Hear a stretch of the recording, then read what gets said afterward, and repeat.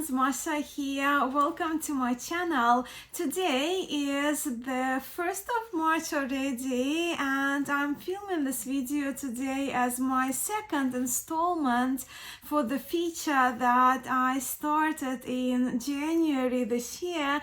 The feature that comes with two hashtags, hashtag Deck of the Year Project 2025 and hashtag Deck of the Month. So in this video today, which will be done in 4 parts, I will be sharing with you the decks that I received in February, my newest deck arrivals, the books that I was reading, the decks that I used most in February, including my deck of the month, one deck of the month, and this month around it will be the deck that I used most. And then we will finish this video with a section of shoutouts, which simply will be my acknowledgements and gratitude to a few channels which already started participating in Deck of the Year Project 2025 Deck of the Month.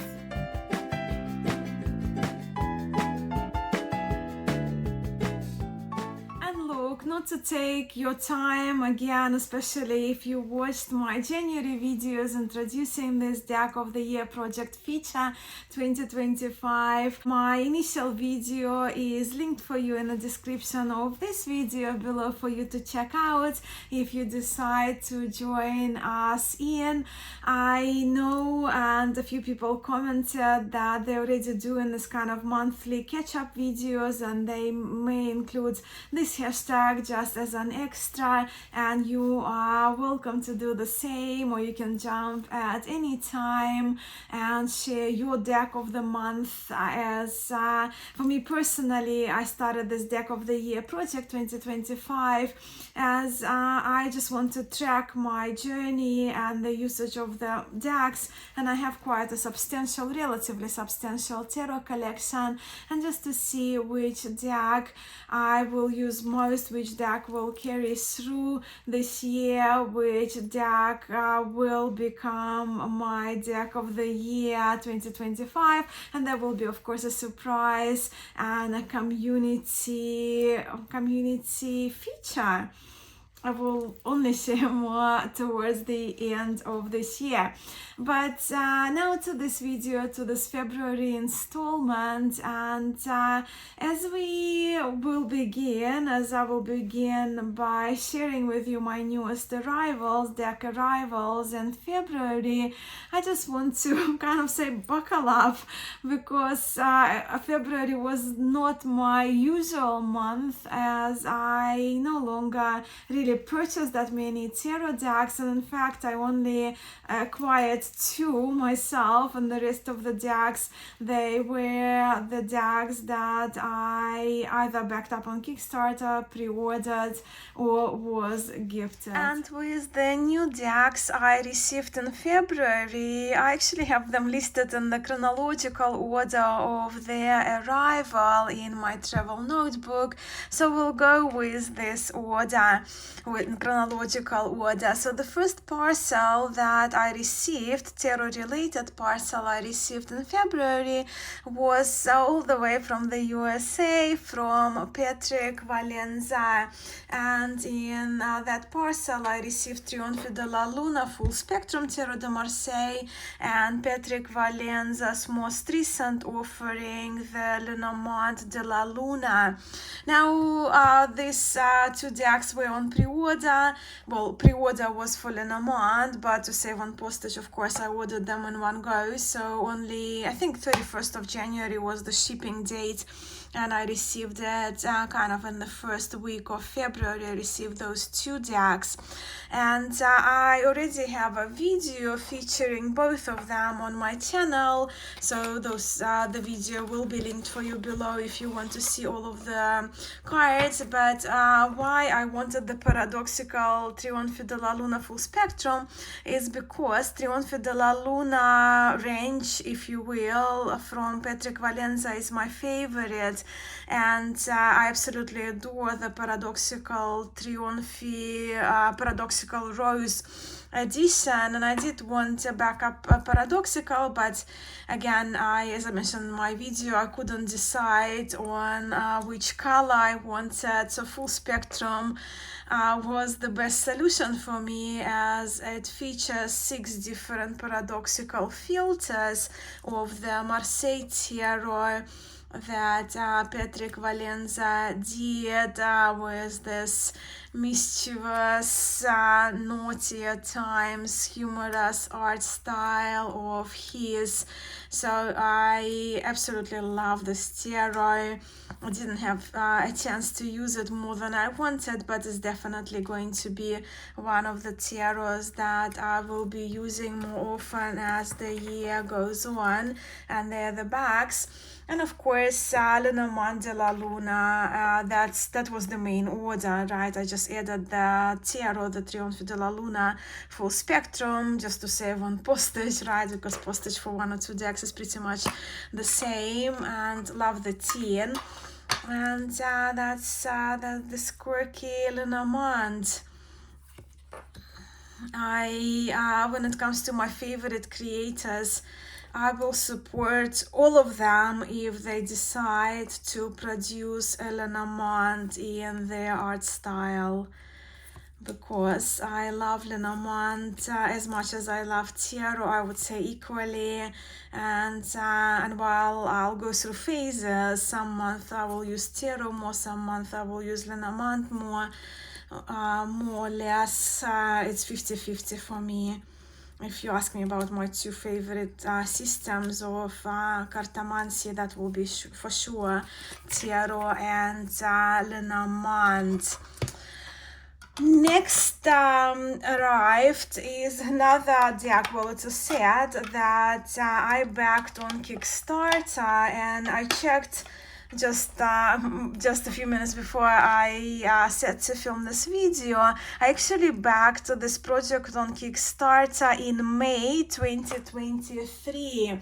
So that's the one that took a little while, and that's the set of the Victorian Fairy Tarot with the guidebook concept by Linnea Weatherstone and Carrie Paris, and the art by Gary A. Lippincott. As you can see, the presentation of this set is absolutely incredible. It includes the certificate of authenticity, it includes the extra Kickstarter perks of cards featuring the art from Tarot and a notebook. The guidebook is quite luxurious and colored. And I don't have many tarot apps, but for a while, probably I have 3 or 4 tarot apps on my phone, and the Victorian Fairy Tarot is one of those apps. But here also in the set, we with 2 decks, the full-sized version and the little mini. So I'll just share a few cards with you of the fuller sized, of the larger version, which came in this 2-part box. I know that I had issues and delays with this Kickstarter campaign.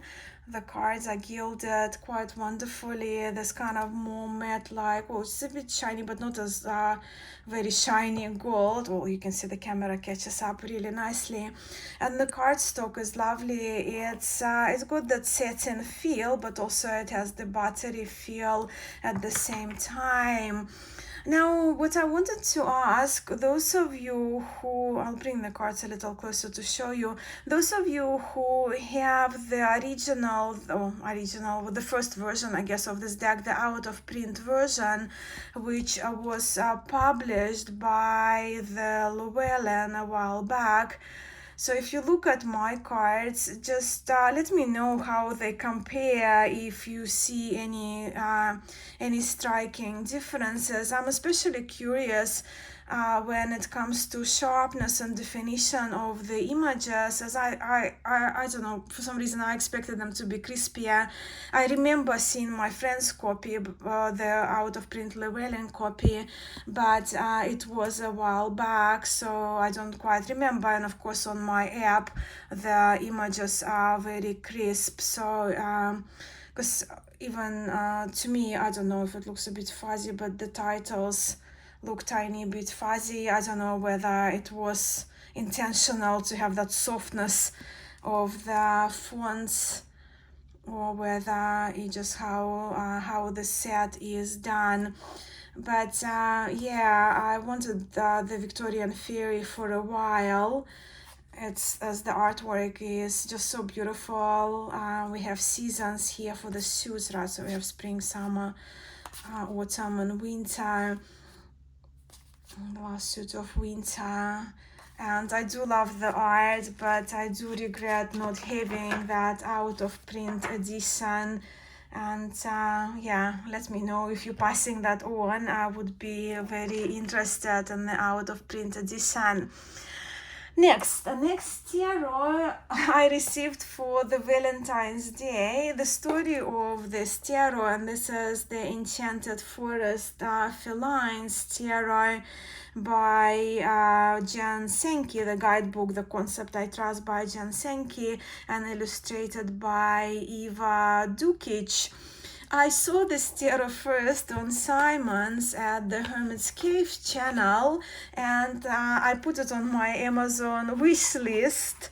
And my husband, to get me gifts for Valentine's Day, he of course went and checked my Amazon wish list, as we kind of share one account, because well, the Prime, it's pretty much the account I created, and he got me this tarot for Valentine's Day. So it's cats, right? So I have Soli. Since I got Soli, since I adopted Soli, I developed that kind of attraction for the cat-themed decks, and the art of this tarot I think is absolutely beautiful, and all the cats, the images, and the squirrels. The sun card of course got me most, because Soli is my peach cat, and that's the face I'm referring. He's got golden eyes. Soli, named after Solar, right, the sun, and Soli's full name is Apollo, the god of the sun, Solaris. So yeah, linked with the sun, and the Sunday is when I found my little Soli abandoned in December 2023. But yeah, so some suits are renamed. I haven't used the cards yet, because I mean they only had them for 2 weeks, and I've been rather busy for the last 2 weeks, work-wise, travel-wise. But I'm actually quite pleased to have this tarot, especially to have it as a gift from my husband, who didn't want a cat, but he absolutely adores Soli, and those are the bags. And because on my wish list there was another set of cards, but miniature cards. My husband got those for me as well for the Valentine's Day, and I know how fortunate I am, and he's wonderful. So this is the mini set from a mass market, but from a French publisher, Dusseret. And this little mini set includes a teeny tiny miniature, not pocket, miniature Tarot de Marseille and Oracle Berlin. I had the set on my list because I wanted to have a mini pocket version of Oracle Berlin, which I absolutely love, but I'll show you a few cards of both. So this is a version of, I trust it would be Conver, but with slightly changed colors, with the purple theme being the theme for this little deck. I trust would be Conver, right? Just a few extra cards. So yeah, that's the color palette, and they're the well, edging in this purple. As you can see, I used the cards already, but yeah, I do love my small decks. They're so handy for traveling. And as I mentioned, I did put it on my wish list just because of Oracle Berlin. And no, this is Paul Marteau, right?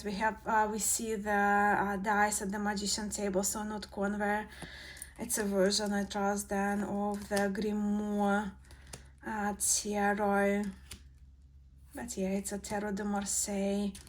And I'll show you the size. So the cat tarot that I showed you, the forest feline tarot, the cards are standard size, and that's the size of this miniature convert tarot that I received as part of this set. And I'll just show you the Oracle Berlin.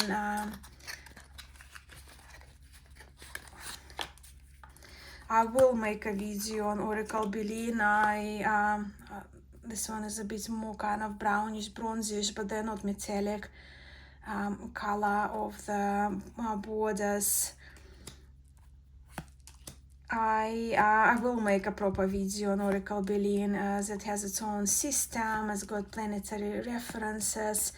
It has historic value as well, and it's a wonderful oracle that's very, very accurate every time when I pick it up. And of course I use guidebooks as I'm still kind of learning, but I do promise sometime soon in the next few months I'll make a video on the Berlin, on Oracle Berlin.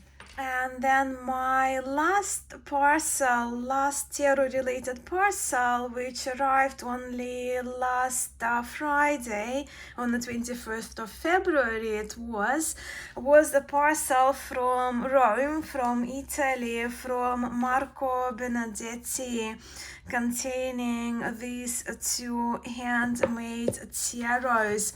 So this is Itaroki Rosenwald. It's a reproduction, restoration, and coloring. Marco colored the originally uncolored sheet, and this is the handmade wooden box, which is just an artwork in itself. And yeah, so these cards are only tiny, and I'll just show you again standard size cards in comparison to this one, but they are original size of the cards that were printed on the sheets, historic sheets from the 15th century. So we are here with over 500-year-old tarot. But just look at the texture of my cards. Again, I have a detailed video showcasing the story behind them. But this one, what's special about them, they come, as you can see in here, the folded over and glued over border of the back, which is called Rivaltini method of the folded over of the folding over of the borders and gluing them on top of the cards. The method that is believed to make the cards more durable, and it's Italian method. But these cards are delight, and I did watch kind of parts of the video that I made, which I don't usually watch my videos, but just want to as a close up, and I tell you that camera cannot do these cards justice, and that feel of this folded over borders and how the cards shuffle. It's just out of this world. And you know how this this feature that I'm doing has two tags, one of them being of Deck of the Year Project 2025, when I am on search and just more curious about what would be the tarot deck that would become my deck number one, the deck of the year for 2025. And this one is definitely, well, for now where I'm sitting at the moment, it's a very, very strong contender for the spot. Again, as I only received it last week, I haven't used it much. But then I also received, this is the the majors only version of Jean Payen 1743 Tarot de Marseille. Is my favorite type 1 Tarot de Marseille at the moment, and I think for a very long time, if not longer. So yeah, historic tarot deck, type 1, and I did want to have majors only for travel purposes. I already have a full copy. I talk about this tarot pretty much in every second video, and now that because it's a travel copy and I keep it in my backpack, I found this Flornoise leather pouch for majors only, and I have a couple of those for the Vivial and for the hand stencil Jean Dudal, but it's actually the majors of the Payen. They fit perfectly and they have found home in this leather case. But this is the tarot. I mean, it's handmade. It's just so luscious, and I know I'm quite a little bit spoiled, I guess, for the decks. And yeah, I wanted a travel copy, and I wanted a handmade travel copy of it, my favorite tarot. And I'm really grateful for Marco that he just accommodated this request of mine.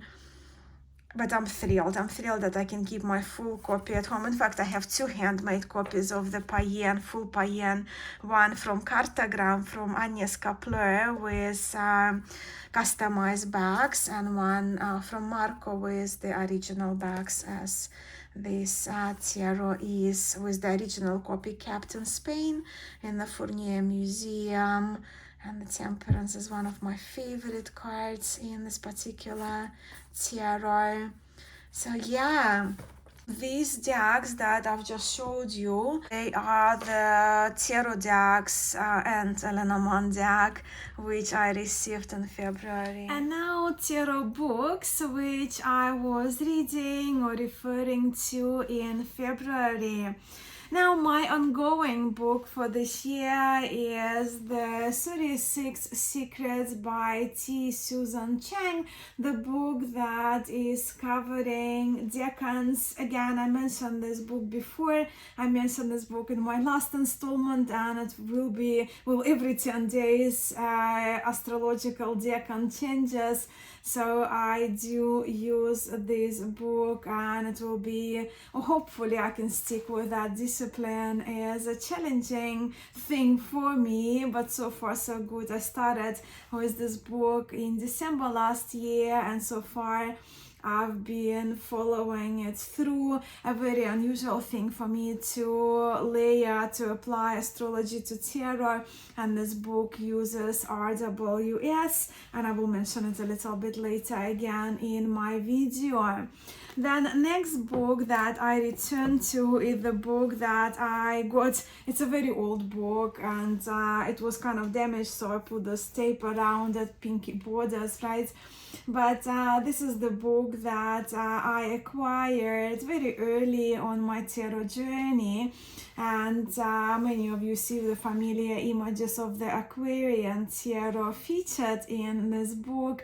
The title of the book is The Windows of Tarot, and it's by F.D. Graves. The book was published in 1973, 8 years before I was born. So this this physical book, is actually older than me. But what I love about it, and I did read parts of it before, and it's really well written. I do love, let me just first say that I very much have a thing for the tarot books that feature, especially when we go like outside of historical Marseille books, when the books written about tarot deck following Rider-Waite-Smith tradition, I very much have a thing for the books that feature images different either than the familiar Rider-Waite-Smith tarot with Pamela Coleman Smith artwork, which I love, but really most books do feature that. So this book is written, it's kind of it's not really a guidebook, it's more a tarot book that describes the image of the card and describes the significance of the card, meaning, if you will, references to the cards and the reversed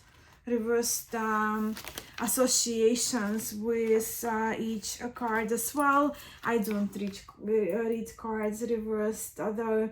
And yes, this book features the Aquarian tarot and describes the images actually of the Aquarian tarot.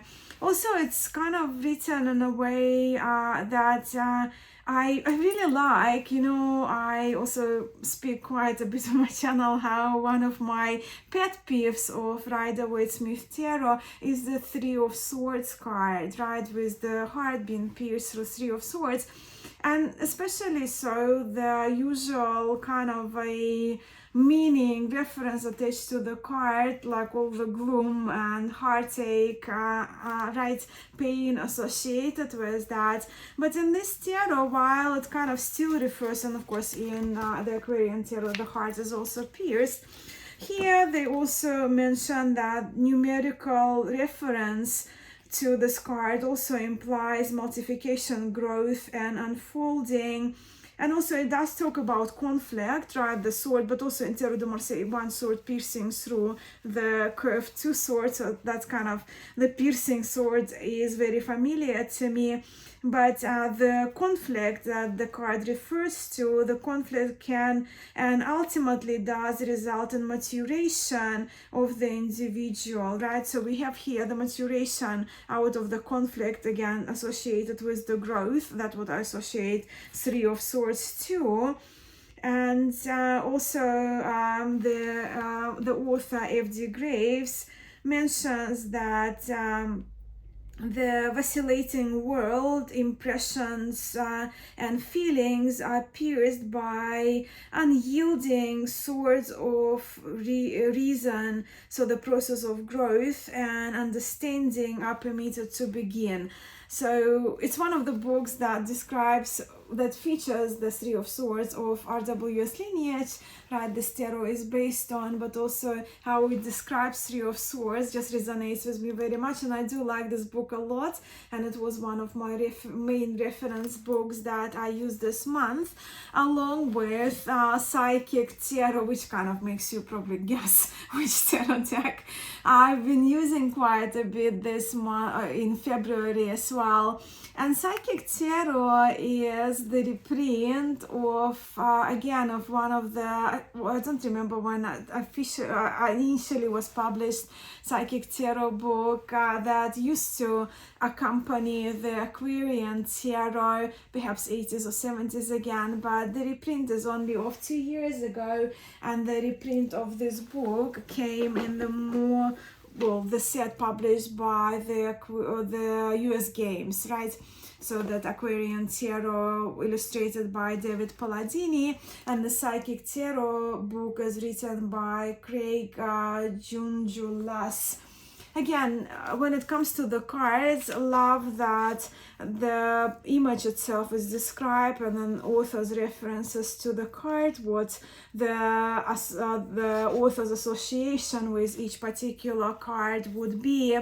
And essentially the Psychic Tarot talks about that psychic ability is a natural human talent, more commonly referred as intuition, right? So it's more intuitive approach to the cards. It's all about applying our senses and energy bodies. The book covers the differences between subconscious mind, conscious mind, superconscious mind, and it talks about auric fields and different bodies which are associated with astral body, like we have those same bodies in yoga: etheric body, astral body, mental body, spiritual body. It talks about chakras as well, the energy centers, and that's where the tarot itself shines, because we can refer to those energy points through the images. And that's how I like to see. I don't do chakra readings. I don't have associations of particular cards to chakras, but in images, when certain areas, like in here, perhaps I would kind of look at the throat chakra, because it's kind of this black point there among the collar of that character stands out at me. So I did very much enjoy this book as well. One more book that I read, I will share with you in March, is the book that actually I want to review on my channel, tarot related book, but I've got about 30, probably less than 30, just a little bit less than 30 pages to go. And now the time has come for me to share with you the decks that I used most in February. And having shown you these two books just a moment ago, of course it will come with no surprise that the Aquarian Tarot was one of the tarot decks that I used, and actually from the beginning of February. I have to mention Liz from West Tarot YouTube channel. Liz made a fantastic video, which I will link for you below, about the decks that she wanted to use in February. But what really, one of the parts of the video that I absolutely loved is that Liz talked about her color associations with February, and the colors that she associated with February are pink, red, I trust, and purple. And one of the tarot decks that she showed that she wanted to use, of course, was the Aquarian Tarot. And I do love Aquarian Tarot. It's kind of, you see, I do talk about decks I love on my channel, but sometimes I don't mention the ones that I love most. And Aquarian Tarot happens to be one of the decks that is based on Rider-Waite-Smith lineage that I really do like a lot, and it never leaves my front shelves. It's either that shelf behind me that has mostly this shelf here, right? So you see historic decks all over, but this shelf here has my most used illustrated tarot decks, and so is the shelf in front of me that you don't see in the video. And the Aquarian Tarot is always on those shelves. I do love the dreamy feel of the cards and this Art Deco style yet medieval feel. I do love the kind of blossoming floral-like features, especially in the suit of batons, but also across the deck as well that we see in other cards, which probably I will not, but even the blooms there, kind of opening blooms, buds in the Knight of Cups card. So this tarot I used from the beginning, or pretty much since after I saw Lisa's video, and yeah, loved it very much. And just to kind of share with you, many people see me, and I'm not denying that my preferred lineage is Tarot de Marseille. It's just because it is, but I love Rider-Waite-Smith tradition, and I'm curious about discovering more of those. But with Marseille Tarot, I have a number of different versions of the Dal Tarot. I do have a number of versions of famous Jean Nablet. But with the Aquarian Tarot, I actually have 4 reproductions of the Aquarian Tarot. So the more recent one that I showed you from, I think, 2022-2023, it was published. The more recent one, the set from the US Games that comes with the Psychic Tarot. I do have the teen version, which I carried with me everywhere in my backpack as well this month. I also have this precious one, my treasure of Aquarian Tarot, and this is the vintage copy from the 70s, which actually the copy when I bought it, and it still is, right? It's a kind of very new condition, but because the cards are older, they don't smell old, but they have the kind of more aged look to that, right? Due to just the age of the paper without being shuffled much. And of course, those borderless bags that I really love. And that's the reason why, well, you probably, some of you, well, if you love your Aquarian tarot, you would have noticed the cards that I showed you just now. We have, you see, you have Il Bogato for the Magician. We have the cards with the Italian titles. So the deck, the version of the Aquarian tarot that I use most in February actually was the Italian edition of the Aquarian Tarot, published by the US Games. And initially I actually acquired it for the bags, borderless bags, but of course you can see they're darker than this vintage 70s copy. But also later on, well, when I bought this Italian tarot, I never knew that I would be learning very slowly, but was learning Italian. So, and David Palladini, of course, sounds like an Italian heritage for me he had. So that's the version that I used most. And that's a long installment about the Aquarian tarot. That was one of the highlights of my February. Then, talking about books, I mentioned the 36 Secrets book, right? So for this book, and if you've been watching my channel, it's not news for you. That's the Rider-Waite-Smith version that I'm using. I have a handmade copy with, which goes under the title of Constantinople Tarot, handcrafted by Marco Benedetti. It's Pamela Coleman Smith artwork with the filter that reminds us of the art of the Byzantine Empire and catches the light most beautifully. I'm just showing you these three cards as they were the cards of the last decan for the February. So when we had the first decan in Pisces 1, ruled by Saturn.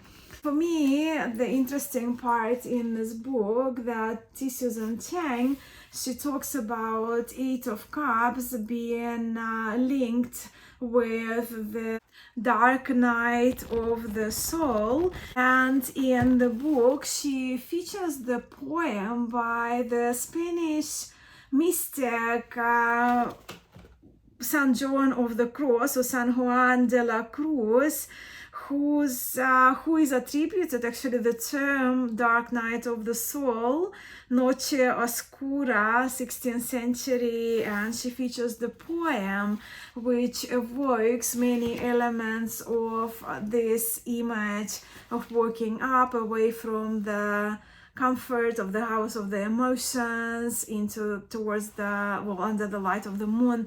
So that kind of for me was a bit of an interesting part, and especially that I'm doing a course not related to decans whatsoever, where we discussed the dark night of the soul in that last week of February. So that's another one. Then well, once my Lenormand arrived, I already showed you the cards. I used this Lenormand de la Luna by Patrick Valenza, and another Lenormand deck I used, again, as kind of inspiration by Liz and the Aquarian Tarot, all the pinks and purples of the Aquarian Tarot. So this little Lenormand, it's one of the newer Lenormand decks published by AGM, Sweet Blossom Lenormand by Irene Kopchin. And this Lenormand features a beautiful back, kind of matches my shirt, and very sweet images, pinks and purples, no playing card inserts, but this sweet Lenormand was just very, very sweet for me not to use, and it's kind of is becoming one of my favorite Lenormand decks as well. So that's that. I did show you the Payen Majors, right? Just have to put it here. So the majors that I received from Marco Benedetti, again, so since I received it last week, this tarot, well, along with the Aquarian that was kept in my bag, this one was added last week for my backpack and hasn't left it. And then I also used this tarot which I shared with you last month, and this is the pocket converse version, French mass market French edition, and a smaller size, which I've been kind of drawn very much to type 2 Tarot de Marseille this month, and this is the kind of newest edition that I have of these cards, which I got a good use of in February, together with my first Tarot de Marseille ever in CBD Tarot, which features it's based on Nicholas Convert Tarot, and again, that's the Magician, the cards that you've seen on my channel a few times. So love this tarot a lot. And that brings me to my deck of the month. Very easy to probably guess, to recognize, and I absolutely love returning to it. I used it since seeing Lisa's video. I've been using it every day since I put it like on my to use deck of the month, and that is the Aquarian Tarot. Aquarian Tarot is my deck of the month, and if you want a version, that's the Italian version of it, Italian edition of it. I just spoke about. The images are the same as all the Aquarian Tarot versions, but they're just the one with the thinner cardstock, borderless backs that I just enjoyed.